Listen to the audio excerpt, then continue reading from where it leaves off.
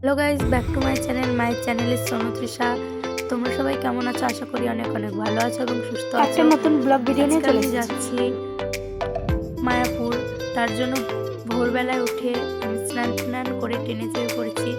তারপর আমি 7টার দিকে ওখানে পৌঁছে গেছি। মায়াপুরের ইসকন আমাদের দর্শন হয়ে গেল। এখন বাজে সকাল 8টা। এখন আমরা মন্দিরের ভিতরে প্রবেশ করব, তার জন্য মন্দিরে যাচ্ছি। দেখো সামনে মন্দির প্যান্ডেল করা আছে। আমরা যেদিন গিয়েছিলাম সেদিন ছিল গোপাষ্টমী। তার কৃষ্ণ সাজিয়েছে, খুব সুন্দর লাগছিল কৃষ্ণটাকে দেখতে। মায়াপুরে গেলে আমার তো খুব ভালো লাগে। আর গোপাষ্টমী ছিল, সেই কারণে মন্দিরের সামনে মানে গরু বাঁধা ছিল অনেক অনেক। গরুগুলা দেখতে এত সুন্দর, শিংগুলো এত বড় বড়, আর গরুর গায়ে কলকা আঁকা। মন্দিরের সামনে গরু বাঁধা ছিল অনেক, আর এই গরুগুলো নিয়ে রথ করে যাবে। তারপর আমি মন্দিরে প্রবেশ করি। ফোন অ্যালাউ নেই, তাও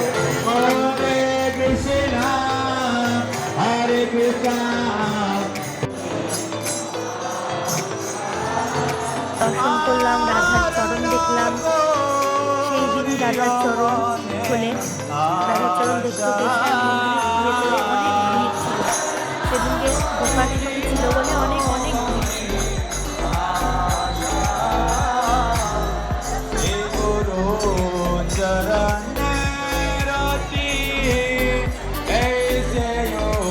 তারপরে মন্দির থেকে বেরিয়ে আমরা গোশালায় রওনা দিই।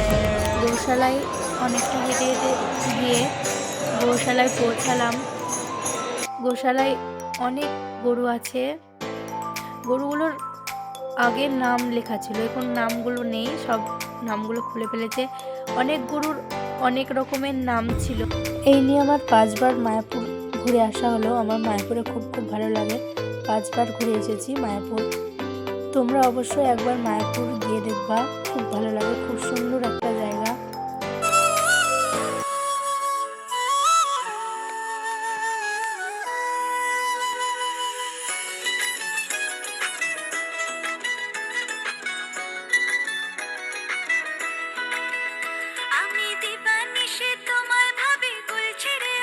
তারপর আমার খিদে পেয়ে গেছিলো, কি খাবো, তার জন্য গোশালায় ক্ষীর কিনে নিয়ে খেয়ে নিলাম। ক্ষীরটা এত সুন্দর ছিল, তোমরা গোশালায় গেলে অবশ্যই ক্ষীর খেয়ে দেখবে। ক্ষীর খেতে খুব সুন্দর। আর এখানে বাইরের সব শিষ্যরা ছিল এখানে। তারপর দুপুর হয়ে গেল, আমরা দুপুরের খাবার খেয়ে নিলাম। টিকিট কেটেছিলাম। ভাত, ডাল, পনিরের তরকারি আর একটা কুমড়োর তরকারি দিয়েছিল, আর পায়েস মেনুতে এই ছিল। তারপর আমরা ঘোরাঘুরি করছিলাম, পুরো মায়াপুরটা ঘুরে দেখলাম। আমার মায়াপুরে 5বার যাওয়া হলো। মায়াপুরটা আমার খুব ভালো লাগে, আমি তো 5বার চলেও গেলাম।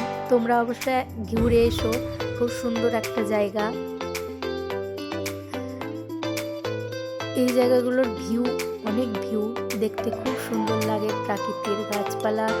আর ইসকনটা তো খুব খুব ভালো লাগে। ইসকনের ভেতরে অবশ্য যাইনি, ইসকনের ভেতরে এখন খুলে দিয়েছে। এখানে অনেক দোকান ছিল। তারপর আমি ভেজ মোমো খেয়ে নিলাম, মায়াপুরের স্পেশাল ভেজ মোমো। তোমরা এসে অবশ্যই মায়াপুরের ভেজ মোমো আর মায়াপুরের ভেজ বিরিয়ানি খেয়ে দেখো।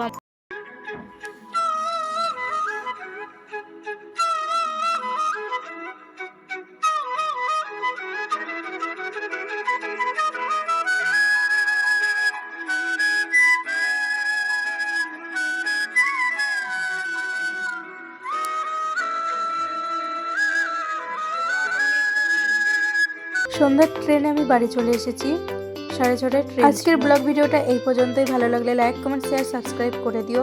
আবার নিউ ভিডিওতে দেখা হবে। Bye guys.